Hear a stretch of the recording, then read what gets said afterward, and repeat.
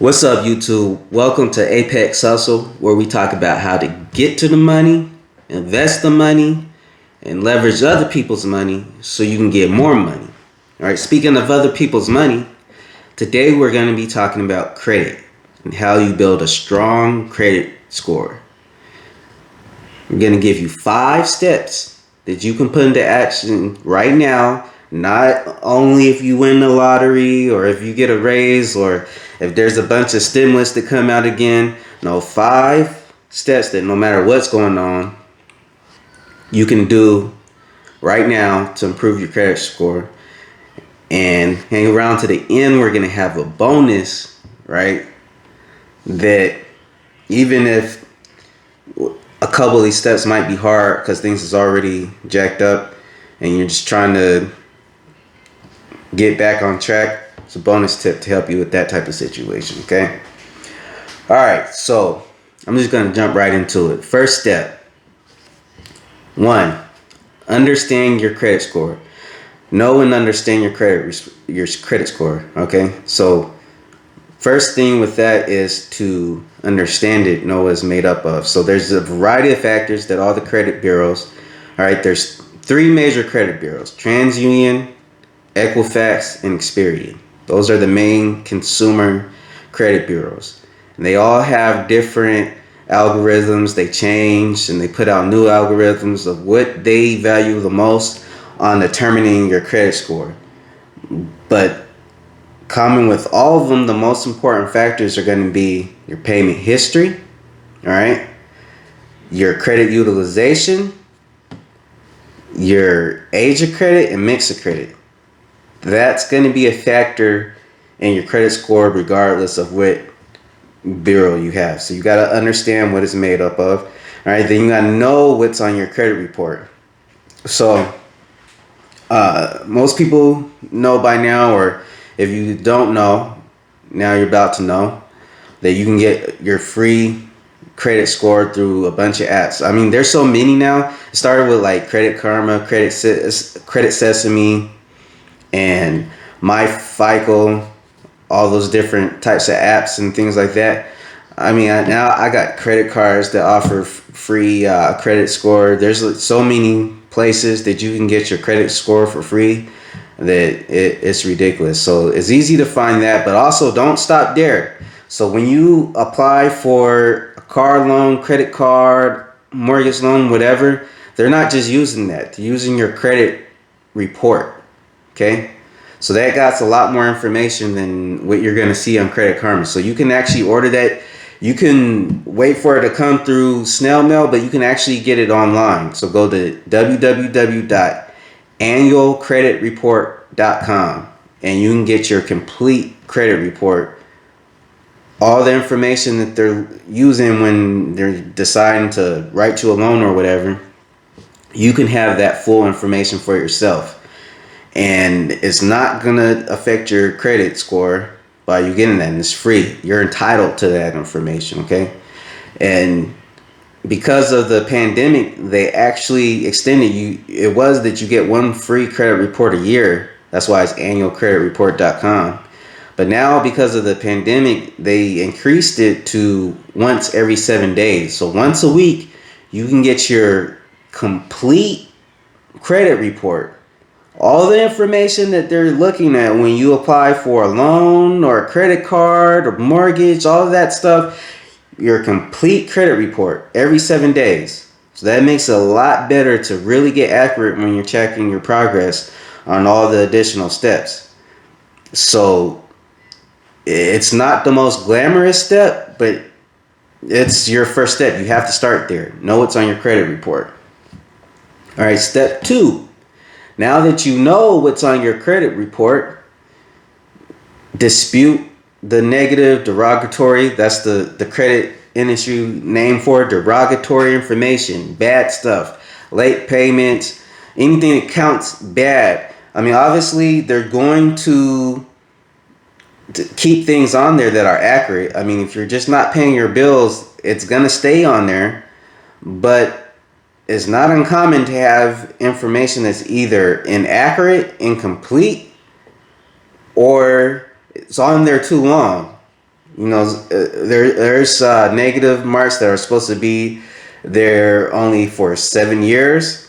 Uh, Hard inquiries can knock your score down a little bit, and they're only supposed to be there for 24 months. So there's information on there that you can dispute and increase your score that way.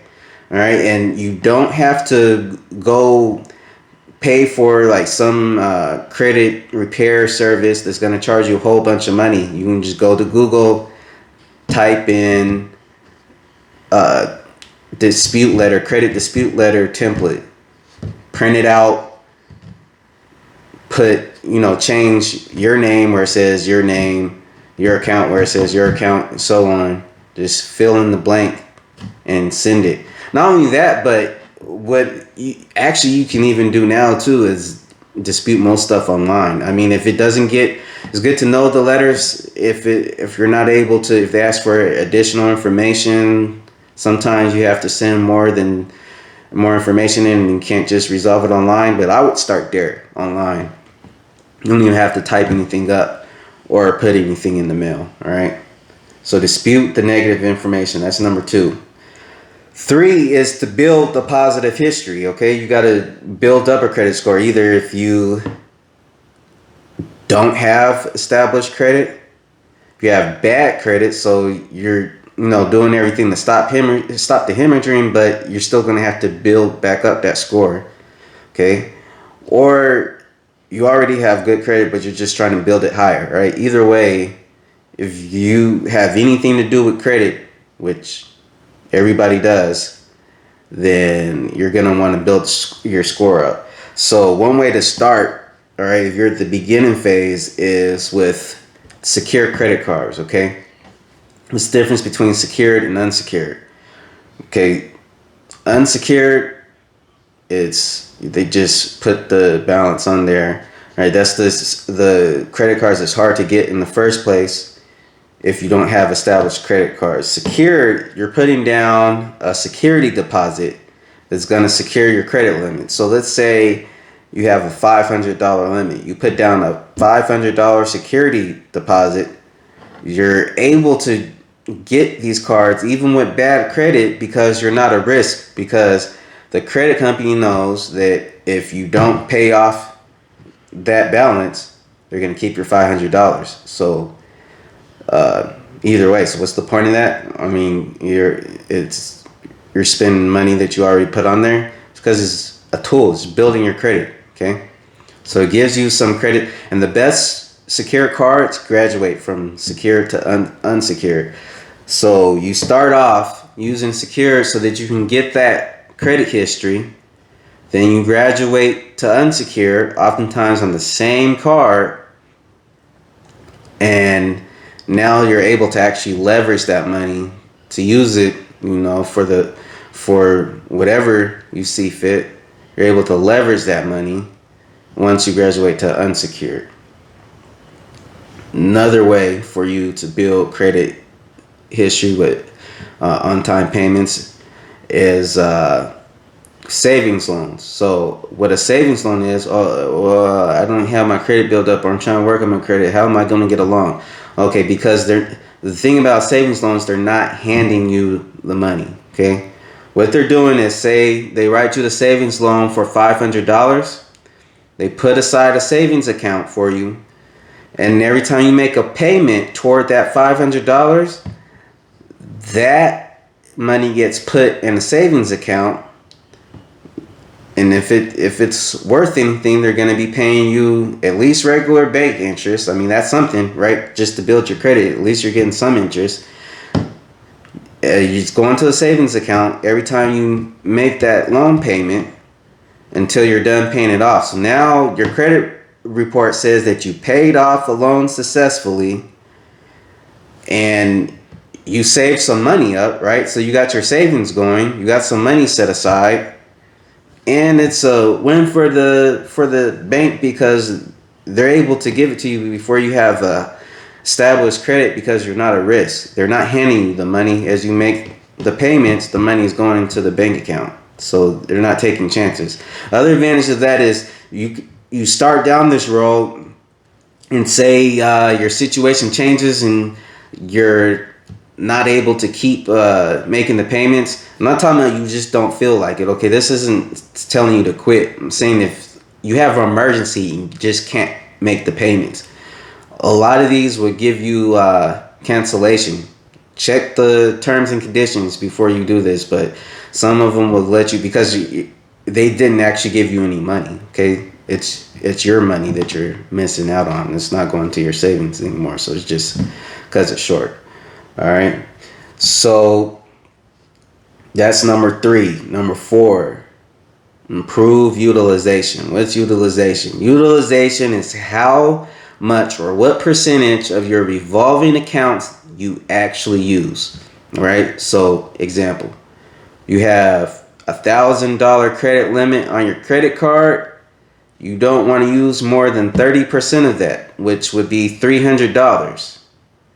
So ideally, that's what the credit bureaus want to see. You're not using more than 30% of your revolving accounts. Even better is under 10%. Okay, so shoot for 10%. So that would be $100, right? And try to not go over 300.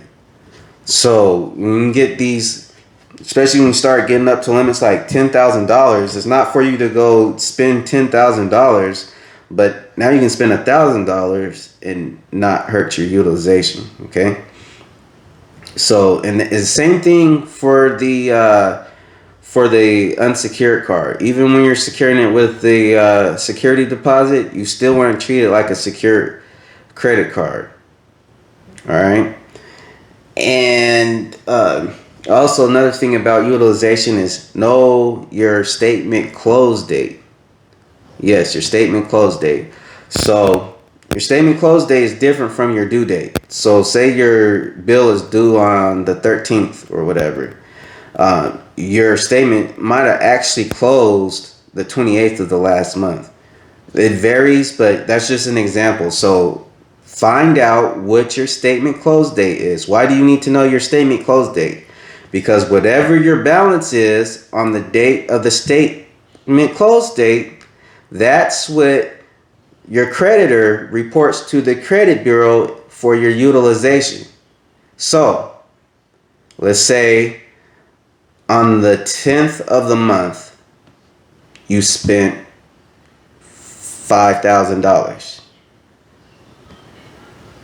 And on the 15th of the month, you paid that down to $1,000. Then on the 20th of the month, you spent two more thousand. So now you're at 3,000, right? And then on the statement close date, the 28th, you paid it all the way off. Okay? So you spent all kind of money all month long, but your credit card is going to report to the credit bureau that your utilization is at 0 because on the statement close date, you were at 0. So that's why it's important to know your statement close date. Also, an easy way to increase your utilization is to, once you already have a credit card, is to ask for a credit limit increase. Most credit cards now, you can do it through an app, or you could call over the phone, just ask for more money. A lot of times, as long as you've been making on-time payments, you're able to ask for a limit increase. And then let a few months go by. Sometimes there's a mandatory 61 days or mandatory 91 days. Find out your credit card's mandatory time and then ask for an increase again and again and again. Now, if you're going to do it multiple times, one important thing to know is you got to know if they do a hard inquiry or a soft inquiry. Honestly, that varies from credit card to credit card, but there are a great number of cards out there that will do a increase on your credit limit without a hard pull. So you have nothing to lose. No negative mark on your credit for asking for more extension. So why would you ask for an increase? Like maybe you already got your budget thing together, right? So you don't want to spend a whole bunch of money. Ask for a limit increase anyway. Here's why. Let's say that your budget for all your bills through the month is $1,000 and your credit limit is $2,000, okay? If you're still at $1,000 at the end of the statement close date, that's a 50% utilization. Okay, that's gonna start dropping your score. That's bad. That's high. Same budget, responsible budget. You're using the same spending, but you ask for an increase and you get up to $10,000. You did everything the same that month, but now your utilization is 10%. Because 1,000 is 10% of 10,000. Now your utilization is good. It's going to help your credit score. So even if you're like, oh, I don't want to spend too much money. No, I don't want to go that route. Credit cards are bad. No, ask for a limit increase and do so regularly, especially if your credit card doesn't do a soft pull or doesn't do a hard pull. They do a soft pull, so it's not an actual inquiry going on your credit report. You have no reason to not keep asking for credit increases. I mean, you had nothing to lose. All right. Number 5, use auto pay. Okay. So, every bill, most bills have auto pay. And why is that a big deal? Is because the most important factor of your credit score is making on-time payments, right? So one thing you don't want to do is to be doing everything right, paying everything on time, working hard, budgeting and everything, but you get too busy and just that one time you forget that your bill was due. You didn't go spend it on some Jordans. You didn't go spend it on some liquor. You didn't go gamble it away, nothing. You just forgot that the bill was due today because you were so busy doing great things. It happens. So you do auto pay, you don't have to worry about that. It comes out automatically. That's one less thing that you have to worry about. So utilize auto pay. It's an underrated aspect of building your credit. All right. So we covered know your credit score, understand your credit score, dispute all the derogatory information, build a positive credit history, watch your utilization levels, get on auto pay so you can keep building positive history. And I promise you a bonus tip for even if everything's all jacked up and you're already, you're trying to fix the situation. It doesn't matter whether you was crazy just going on shopping sprees or maybe you had like legit emergencies that you just couldn't pay. I mean, it happens. Emergencies happen, good things happen to bad people. So here's one way that you can try to, I'm talking about mainly right now, I'm talking about credit cards. I said utilization, you want to keep it under 30%. What if your card is already maxed out or almost maxed out, you're already at $7, $8, $9, $10,000 or whatever. You can consolidate that, or you have multiple credit cards high up. You can bring it together with a personal loan. Pay it off with a personal loan. The reason I say that is because per installment loan debt is not rated the same. It doesn't affect your utilization. Okay, it's still debt. You still got to pay it. It still has its impact. Credit cards, that's what that's for. But with the personal loan, that's one more thing that you're not going to have to worry about. Okay, so that's kind of a bonus tip that you can give your score a bump even before you get to the point where you've completely paid everything off. Okay, so those are 5 steps that you can take. Don't just watch the videos. Start taking action. Another thing I'm gonna add in there too is keep learning. Okay, this right here is one of my favorite books where I learn a lot about finances, budgeting, investing, and building credit. All of that. I Will Teach You to Be Rich by Ramit Sethi. Ramit Sethi. It's a lot of people used to make a lot of older books, but this is like modern, up to date, and it's all full of action steps. That's why I like action steps that you can actually go put into action right now, not something that just sounds good. Okay, so I have a referral link below. Use that link to support the channel and go get your book. It's not going to cost you any more than it would if you just like wandered around on Google to stumble across it. All right, so go ahead and do that and get started on your action steps. Come back and let me know how it works out for you.